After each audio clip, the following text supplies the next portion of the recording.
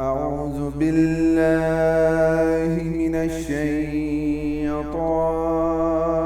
الرجيم. بسم الله الرحمن الرحيم.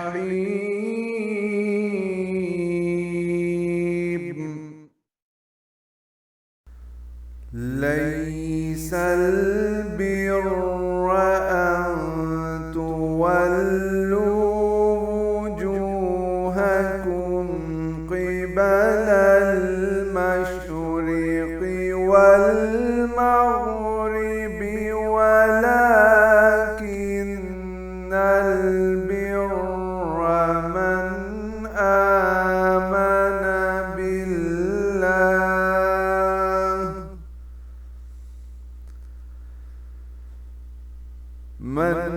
آمن بالله واليوم الآخر والملائكة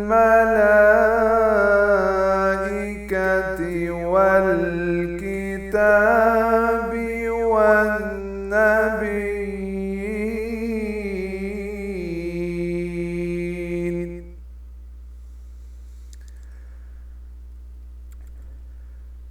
وآتى المال على حبه ذوي القربى واليتامى والمساكين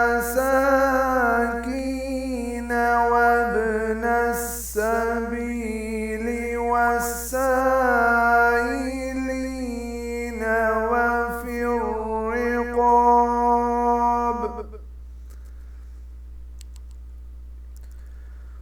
وأقام الصلاة وآتى الزكاة والموفون بعهدهم إذا عاهدوا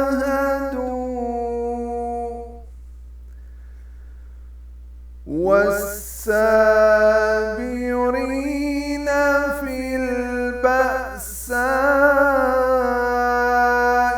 والضراء وحين البأس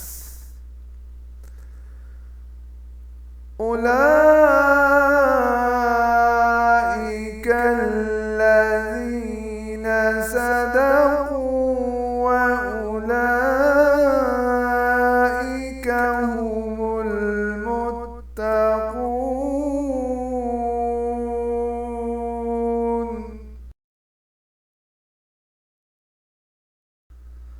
يا أيها الذين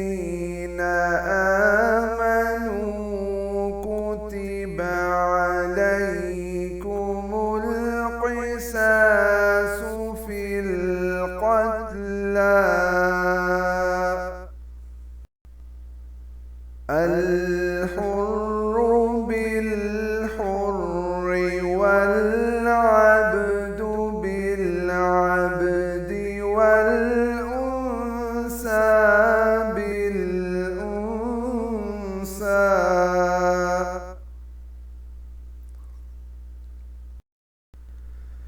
فمن عفي له من أخيه شيء فاتباع بالمعروف وأداء إليه بإحسان.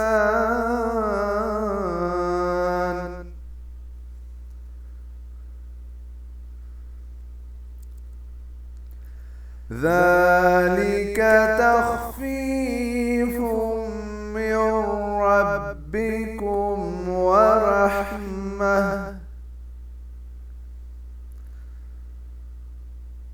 فمن اعتدى بعد ذلك فله عذاب أليم.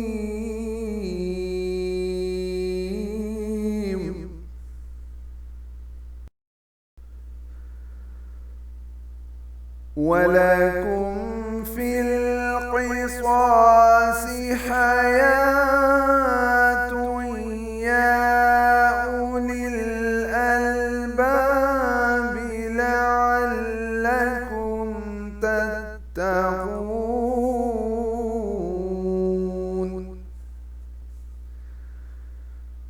كتب عليكم إذا حضر أحدكم الموت إن ترك خيرا الوصية للوالدين والأقربين بالمعروف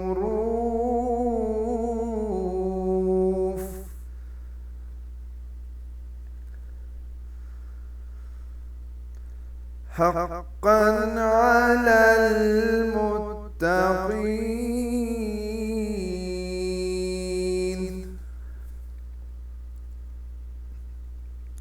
فمن بدله بعدما سمعه فإنما إثمه على الذين يبدلونه. إن الله سميع عليم.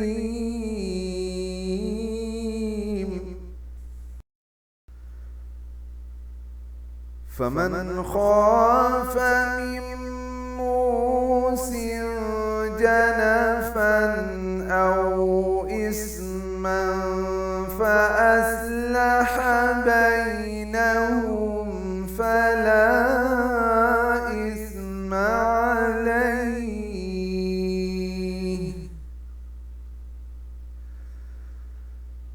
إن الله غفور رحيم.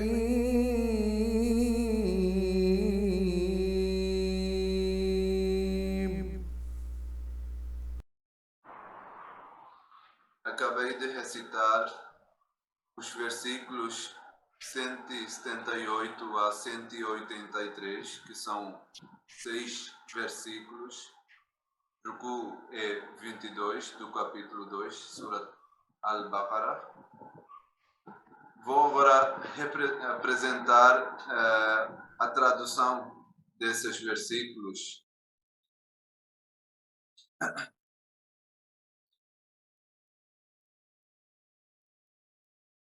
Em nome de Allah, o Clemente, o Misericordioso, Deus diz no versículo 178: para seres justos, não vos basta que volteis o rosto para o Oriente ou para o Ocidente, pois verdadeiramente justo é aquele que crê em Allah, em Allah e no último dia, e nos anjos, e no livro, e nos profetas, e despende o seu dinheiro por amor dele, nos parentes, e nos órfãos, e nos necessitados, e nos viajantes,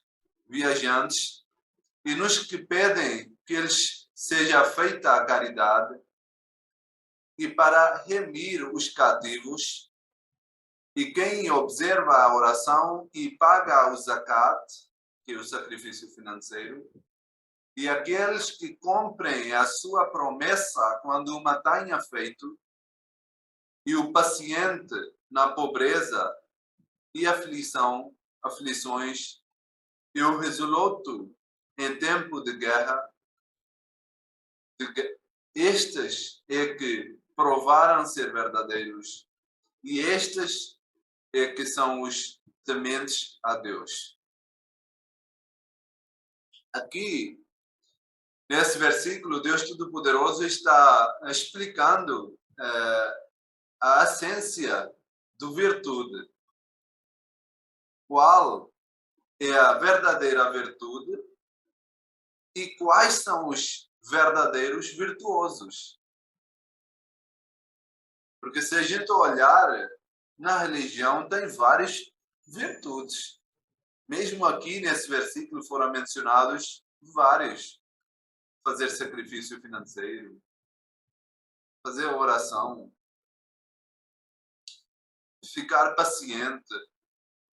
Além disso, tem peregrinação, tem para agir com gentileza com os parentes, com os vizinhos, várias virtudes. Você pode começar a continuar e nunca mais acabarão. E, às vezes, num lugar é considerado uma virtude mais do que o outro. Há lugares em que a pessoa que faz peregrinação é considerado muito santo, muito virtuoso, como ele fosse feito uma coisa bem diferente do que o outro. E também há sociedades em que a pessoa que faz jejum é considerado muito virtuoso, muito santo, porque, por exemplo, no Ocidente, as pessoas que fazem jejum no mês do Ramadão são consideradas muito crentes, porque nessa sociedade aqui as pessoas não têm imaginação de abster de comer e beber durante o dia inteiro. E no nosso, por exemplo, na Índia, no Paquistão, a pessoa que faz a peregrinação é considerado como santo, como ele tivesse feito uma coisa bem diferente do que o outro. E é muito respeitado, muito...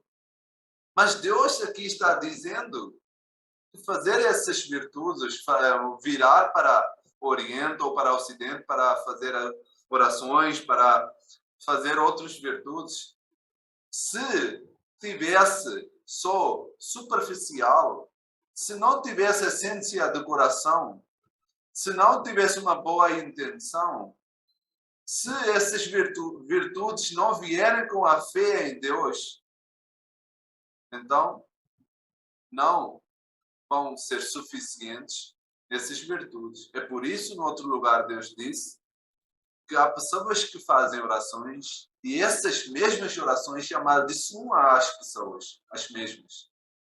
Por quê? Porque as pessoas fazem oração para mostrar, para têm outras intenções e não de satisfazer o Deus. E não têm a intenção de criar um relacionamento próximo com Deus. Mas sim, para que as pessoas saibam que ela está fazendo oração. Para que as pessoas saibam que ela está fazendo muito está fazendo muito sincero com Deus, para mostrar. Mas Deus disse que essas pessoas, ou essas virtudes, não são nada. Deus disse, pois verdadeiramente justo é aquele que crê. Aqui Deus mencionou 5 crenças básicas. Categoricamente Deus falou. Antes de tudo, como eu falei nas aulas anteriores também, que antes de tudo, para começar uma crença, uma fé, é preciso acreditar na unicidade de Deus. E isso está mencionado aqui. Antes de tudo, é acreditar num Deus único. E em segundo lugar, dia do juízo final. E em terceiro lugar, os anjos. E em quarto, o livro. Aqui a palavra árabe foi usado al-kitab. Quer dizer, todos os livros.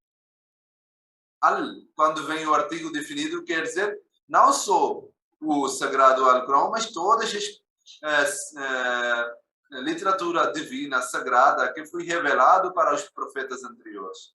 Eles devem acreditar nessas palavras.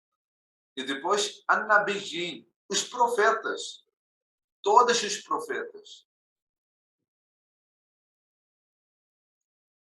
Depois de mencionar aqui as crenças básicas, depois Deus mencionou como devemos agir tendo essas crenças. Primeiro mencionou Va'at al-mala ala hubbihi. Deve gastar no caminho de Deus, ala hubbihi, mesmo tendo o amor de Ele. De Ele. Aqui não foi especificado amor de quê. Então, isso também é uma beleza do Sagrado Alcorão. Quando há uma coisa assim, um ensinamento, ou uma crença, ou uma virtude, Deus deixa uma coisa aberta para que cada um com suas capacidades possa entender e possa avançar, possa progredir na fé. Para não ficar nesse versículo de, se aqui tivesse dito, tendo o amor de dinheiro, deve gastar no caminho de Deus, mesmo tendo o amor de dinheiro. Tinha acabado, o significado está completo. Mas Deus disse, mesmo tendo o significado de Ele. Primeiro significado que vem na mente, e obviamente, é do dinheiro. Que mesmo tendo o amor de dinheiro, você deve gastar no caminho de Deus. Deve dar o dinheiro.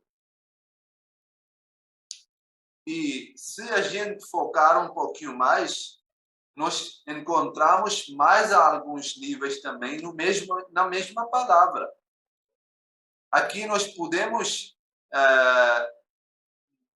o significado dessa palavra pode ser o seguinte também. Ala hubbihi quer dizer o amor, por amor de ele, quer dizer por amor de a pessoa a quem está gastando. Não. Às vezes as pessoas têm a intenção de humilhar outras pessoas quando estão dando, quando estão fazendo o sacrifício financeiro. Mas Deus disse não. Um dos significados pode ser essa. Que você deve ter o amor da pessoa a quem você está gastando. E uma vez que você tem o amor dessa pessoa, você não vai ter essa intenção de humilhar a pessoa. Ou mostrar que estou gastando para você. Como uma mãe, quando gasta para os seus filhos, ela não quer humilhar ou nem quer mostrar ao mundo que estou gastando para os meus filhos. De mesma forma, a pessoa, isso já é segundo nível. Primeiro nível, obviamente, quando você gasta, deve ser uma coisa que você mesmo tem um amor. Por exemplo, uma vez veio, isso já são incidentes para a gente entender a essência do sacrifício financeiro. Veio, se vier um mendigo na casa de alguém e a pessoa gastar ou oferecer aquilo que já não vale para ele, por exemplo, um pão que já é de dia anterior e eles não querem já mais consumir aquele pão, estão fazendo um novo pão e dão esse pão para o mendigo, isso não é um sacrifício. Você iria deitar no lixo, em vez de deitar no lixo, você deu para o mendigo. O sacrifício é que você desse do aquilo que também vale para você, que também tem, você mesmo tem o amor dessa coisa, desse objeto. E tendo o amor desse objeto, você está gastando. Esse é o primeiro nível. E o segundo nível é que a pessoa deve ter o amor para a pessoa a quem está gastando. Para que a pessoa não tiver a intenção de humilhar, de mostrar que estou gastando. E o segundo e o último, terceiro, podem ser mais significados também, mas o mais alto, o nível mais alto, é que deve gastar isso tudo por amor de Deus, por amor de Allah. Deve ter, para que o Deus Todo-Poderoso ficasse satisfeito com a pessoa, para que Ele possa abençoar mais a mais a pessoa. Então, são essas intenções. Agora, dá para entender melhor que Deus deixou aberto essa palavra e assim nós podemos, cada um com sua capacidade de mente, podemos entender de maneiras diferentes. E podemos levar um versículo só em vários sentidos. Agora, Deus mencionou quais são intenções que deve haver pessoa quando deve gastar. Essa foi a primeira parte. E na segunda parte, Deus já mencionou a quem deve gastar esse dinheiro. Antes de tudo, Deus disse nos parentes. Deve tomar a conta dos parentes. Não deve acontecer assim que você está comendo bem, você está tendo todas as condições e tem todas as coisas que você precisa no nosso dia a dia, no cotidiano, mas no outro lugar, as pessoas, ou os seus parentes, os seus próximos, sofrendo de fome ou de outras dificuldades. Então, antes de tudo, Deus disse que deve tomar conta dos parentes, dos seus parentes. Deve ver se eles estão precisando de alguma ajuda ou não. E depois disse órfãos, porque na sociedade são os órfãos que às vezes são deixados e ninguém toma conta dessas pessoas. E Deus disse que deve tomar conta dos órfãos também. E depois, al-masakin, que são necessitados, que necessitam, que precisam desse dinheiro. Às vezes essas pessoas nem fazem perguntas. São pessoas que não vão atrás das pessoas pedindo ajuda. Eles confiam em Deus. Deixam a confiança toda em Deus único. E Deus disse, aconselhou o povo, os muçulmanos, que você deve ter olhos abertos. Deve tomar a conta dos próximos. Quem está precisando. Às vezes haverão pessoas que não estão perguntando a você, mas eles, na verdade, estão precisando de uma ajuda. E você deve ver, deve julgar, ver se ele merece uma ajuda. Se merecer, deve ajudar a pessoa, sem segundas intenções, só para satisfazer Deus. E depois, aos viajantes. Às vezes, pessoas pensam que ou acreditam que para que as viajantes que estão de viagem não têm direito ou às vezes são ricos. Por que devemos ajudar eles? Mas aqui Deus não disse, nessa palavra, Deus não disse que você só deve ajudar os viajantes pobres. Deus disse que às vezes haverão pessoas que são ricos, mas perderam as suas riquezas ou os seus objetos durante a viagem. Por isso, também, Islã estabeleceu direitos para os viajantes. Para que se a pessoa, se um viajante está passando de uma aldeia, de um lugar, ele não fica deixado sem ajuda alguma. Mas sim, as pessoas devem perguntar, devem ver se a pessoa, se um viajante está precisando de uma ajuda, deve ajudar as viajantes também. E no final, Deus deixou as pessoas que pedem que ele seja feito caridade. Isso foi deixado no final. Obviamente, depois também tem mais uma categoria, mas penúltima foi deixado as pessoas que pedem que seja feita uma caridade para eles. Porque Deus não incentivou as pessoas de pedir ajuda. Porque uma vez que a pessoa acostumar, uma vez que a pessoa ganhar esse hábito de pedir ajuda aos outros, ele deixa ter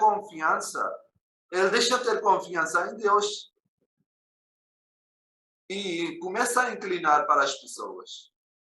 É por isso Deus desmotivou que a pessoa, mesmo assim, Deus estabeleceu o direito que a pessoa que está precisando de uma ajuda, isso aqui Deus está falando os direitos de pessoa que está devendo, não de quem está recebendo. Então, aqui, quando olhando para este versículo, nós devemos olhar da maneira como nós estamos dando e não recebendo. Então, se uma pessoa pedir uma ajuda, nós temos que ajudar, devemos ajudar. Se ele necessitasse, né? Hoje em dia, às vezes nós vemos exemplos das pessoas que são acostumadas de pedir ajuda a isso tudo. É por isso, na outra visão, da visão da pessoa que está recebendo ajuda, Deus estabeleceu aqui as ordens e colocou no último lugar, no penúltimo lugar, os que pedem ajuda, para que as pessoas fossem desmotivados, não fossem incentivados de pedir ajuda. Pensando assim que Deus deu o direito de ser feita uma caridade para as pessoas que pedem, então nós vamos pedir agora para as pessoas. Não.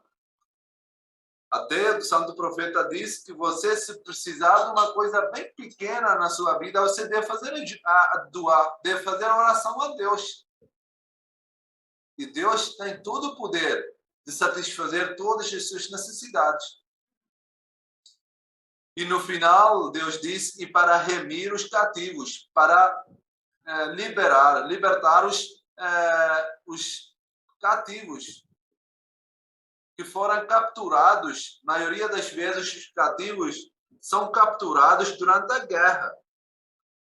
É por isso que Deus colocou no último lugar, que mesmo que são esses cativos, esses foram capturados fazendo luta contra vocês, mas mesmo assim, se você ver uma reforma nas pessoas, deve gastar dinheiro para libertar essas pessoas.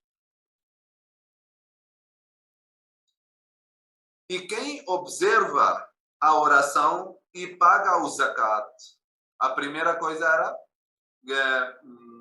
fazer sacrifício financeiro, despender o seu dinheiro por amor dele. Isso foi a primeira coisa. A segunda foi, e quem observa a oração e paga a zakat.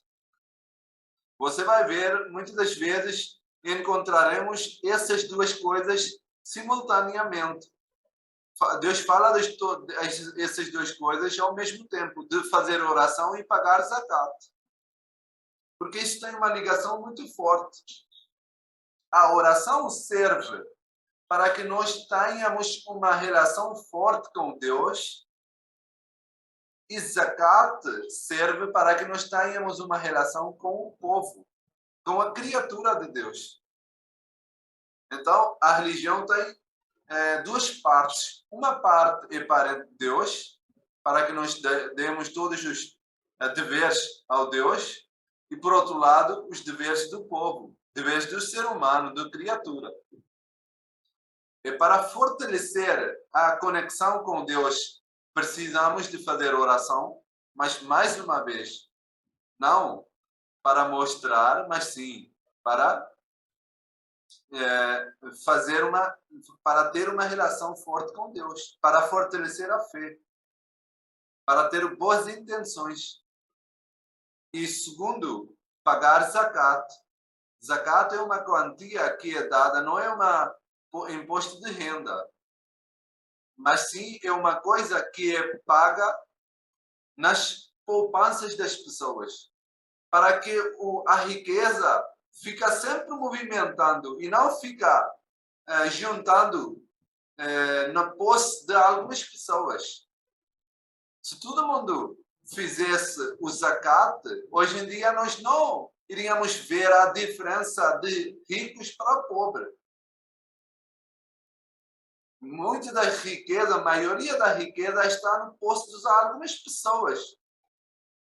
É por isso que tem uma diferença. Por um lado, há bilionários, há milionários, e por outro lado, há pessoas que são de situação de rua.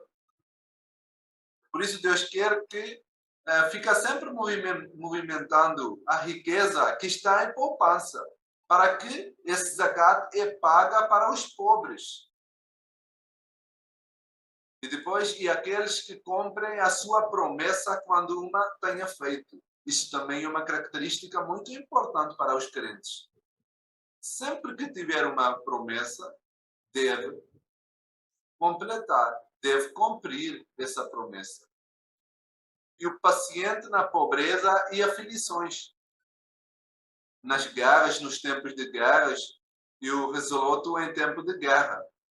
De todo o tempo, tanto em felicidade quanto em tempo de pobreza, aflições, deve sempre ser paciente e botar na confiança em Deus. Estes é que provaram ser verdadeiros e estes é que são os tementes a Deus. Estas são algumas características que foram mencionadas para tornar um bom crente.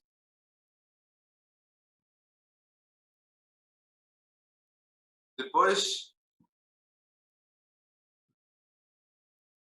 Deus falou no próximo versículo: ó vós que credes,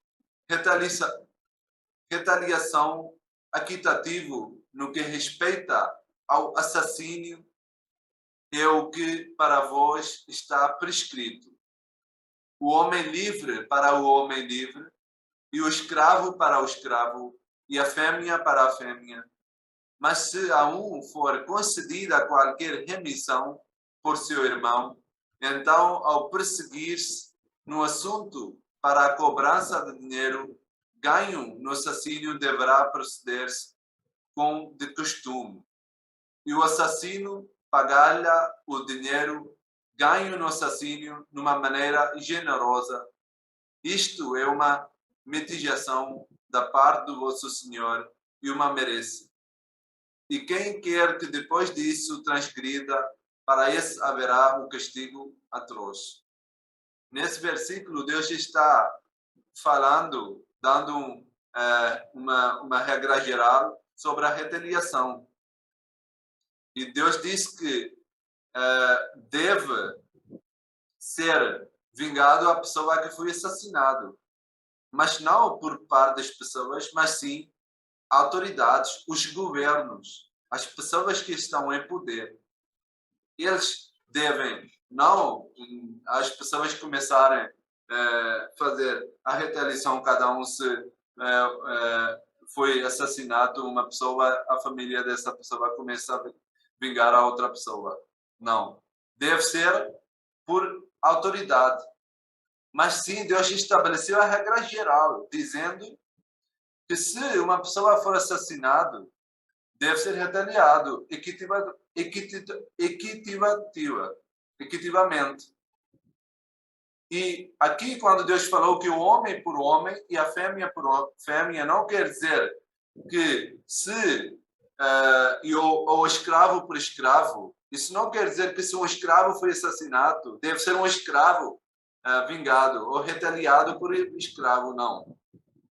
Aqui Deus está falando sobre alguns costumes que existiam nos povos anteriores. Eles consideravam algumas famílias, algumas tribos superiores do que os outros. E algumas nações consideravam que essas nações são escravos. Então, eles faziam o seguinte: sempre que uma pessoa que pertencia a dessa família nobre matava alguém ou fazia assassinato, ele era perdoado. Ninguém tinha coragem de pedir a retaliação a essa pessoa ou a essa família. E Deus aqui estabeleceu, por um lado, não só a retaliação de morte, mas também a pena de morte, mas também estabeleceu que a regra tem que ser igual para todos. E não, hoje em dia também vemos que as famílias nos países que estão em desenvolvimento, sempre existem duas regras, duas leis. Uma para a família poderosa, que são em poder, que são políticos, que são ricos. e outras regras que são regras comuns para o povo, para os pobres. Isso acontecia antes também. E Deus não permitiu isso. Deus disse que mesmo que estabeleceu a pena de morte, mas não deve acontecer que se fosse culpado uma pessoa de família nobre, uma pessoa de família que é poderoso, não deve ser liberado ou perdoado, mas sim deve ser servido a retenção, a pena completa. Mesmo que a pessoa pertença ao tribo de escravo, ou é uma pessoa que é rico, ou é uma mulher. Se for uma mulher, deve ser ela punida se ela assassinou alguém. Se fosse um escravo, ele mesmo deve ser punido. Se for uma pessoa de a elite, o classe mais elite, ele também deve ser punido. Mas sim, a família tem poder de perdoar a pessoa. Se o irmão, aqui Deus diz, se o irmão, a outra pessoa considera a remissão, o perdão, então, ao perseguir-se no assunto para a cobrança do dinheiro ganho no assassínio, deverá proceder-se com o costume. Que se essa pessoa fosse perdoado, então deve ser seguido deve ser agido de uma maneira mais comum, mas que está em costume, que está deve ser agido de normal, né? de maneira normal. E depois diz que esse é uma mitigação de parte do vosso Senhor. Poderia haver que Deus faça com que, mesmo que a pessoa, a família que foi prejudicado, a pessoa que foi assassinado de família, ela perdoar, mas Deus não deixasse e Deus obrigasse que a pessoa fosse servido a pena de morte. Mas Deus aqui deu essa permissão para que, se a família dessa pessoa que foi morto, ele perdoar a pessoa a quem assassinou, então a autoridade deve respeitar a decisão dessa família. Esse é como aqui Deus disse, mitigação de parte do vosso Senhor. Para que depois disso, aqui Deus diz, e quem quer que depois disso transgrida, para esse haverá um castigo atroz. E há vida para vós em a lei de retaliação, ó homens de entendimento, para que vós possais ser justos, gozar de segurança. Então, Deus diz que a pena de morte é uma vida para vocês. Se vocês entendem, ou homens que entendem. Por quê?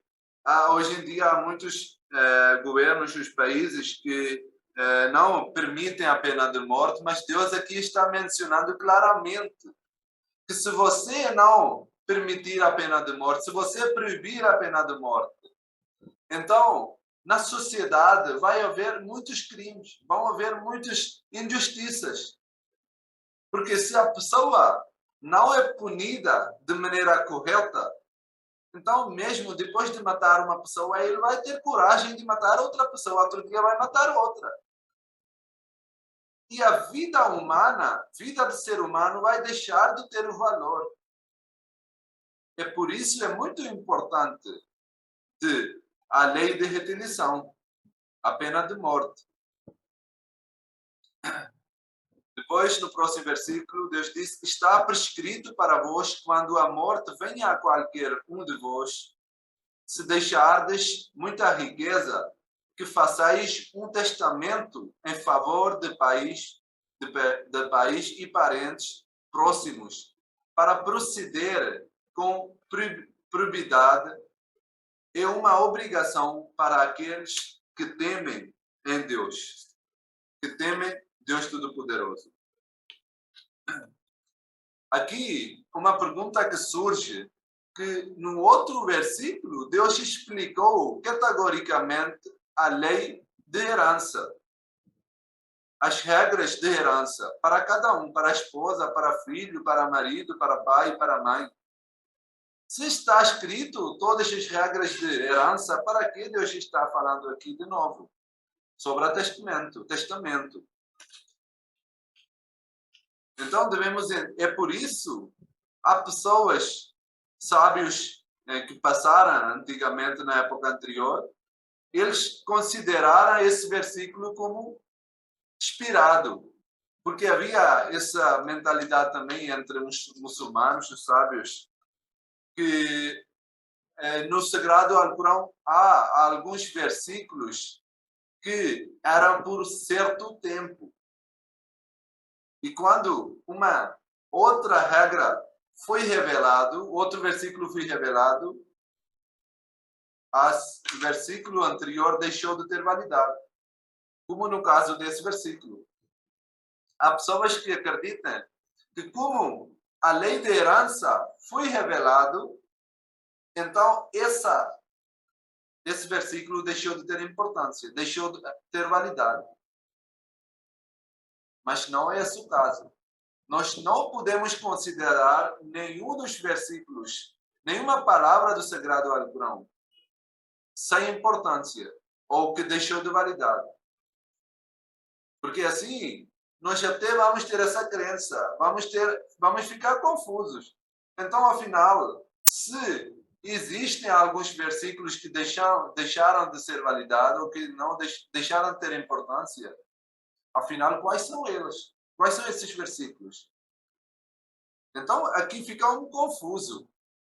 Até o próprio Sagrado Alcorão vai ficar em risco. É por isso, nós não podemos imaginar que há alguns versículos que deixaram de ter, que em árabe dizem Nasikh e Mansukh, que deixaram de ter importância porque foi revelado um outro versículo falando sobre aquele assunto. Aqui, Deus, em primeiro lugar, diz sobre testamento e não sobre a herança. E isso é porque, às vezes, nós sabemos que há mesmo muçulmanos que, quando falecem, há uma disputa na distribuição da herança. As pessoas não seguem de maneira correta as heranças, as leis de heranças que são prescritos por Sagrado Alcorão. É por isso, Deus disse que as pessoas devem fazer testamento, devem dar o conselho aos seus parentes, aos seus parentes próximos, que a nossa herança deve ser distribuída de maneira correta. Deve ser distribuída de maneira islâmica. E o segundo significado desse versículo é que há muitos países em que não são islâmicos, países não são islâmicos. Aí a única coisa que é válida para distribuir a riqueza da pessoa é o testamento. Muitos dos países em que a lei islâmica não é válida, pois não são países islâmicos, eles não vão, a regra do país não vai seguir a regra do Islã. Ele vai seguir o testamento da pessoa. Então, nesses casos, Deus diz que a pessoa deve fazer o testamento, que todas as minhas riquezas devem ser distribuídas de maneira islâmica. Se isso está escrito no testamento da pessoa, aí ninguém pode impedir de ser distribuído de maneira islâmica, porque está no testamento da própria pessoa. É por isso aqui Deus diz que deve ser feito esse testamento. E isso é uma obrigação para aqueles que temem Deus. E aquele que o altere, depois de o ter ouvido o testamento, o pecado de tal resultante seguramente será cometido por aquele que o altere. Sem dúvida, Allah é o que tudo ouve e tudo sabedor. Se alguém mudar o testamento, o pecado ou culpa não vai ser da pessoa quem escreveu, quem fez esse testamento, pois ele editou da maneira correta. Mas sim, a pessoa que altera esse testamento vai ser culpado.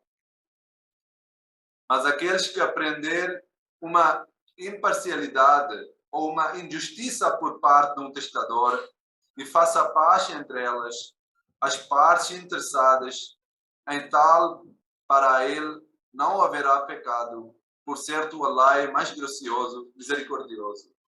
Aqui mais um fato Deus mencionou, que às vezes vão haver pessoas que vão inclinar para algumas pessoas, e às vezes até mesmo na família, há pessoas que têm que não bate certo por uma parte da família e bate certo com outra parte da família.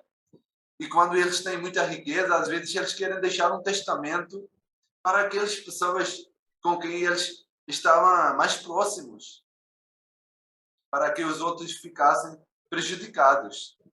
E Deus disse: se alguém aprender uma imparcialidade, uma inclinação para uma parte, ou uma injustiça por parte de um testador que está fazendo o testamento, então deve fazer de conciliação. Faça paz entre eles. Deus aqui diz, deve criar uma solução para que ele não faça um testamento injusto. E para que todas as pessoas fossem beneficiadas de maneira equitativa, de maneira igual. E depois Deus diz que Allah é mais generoso e misericordioso. Se alguém cometer esse pecado, Deus é misericordioso. Deus é perdoador. Ele pode perdoar as pessoas. É mais generoso. Allahumma salli ala Muhammadin wa barik wa sallim. Innaka hamidun majid. Jazakallah.